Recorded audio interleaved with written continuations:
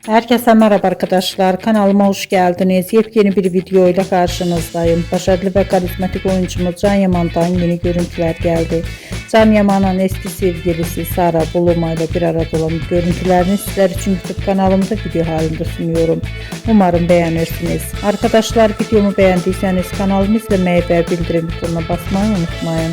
Şimdilik benden bu kadar olsun. Yeni videomuzda görüşmek üzere. Hoşça kalın.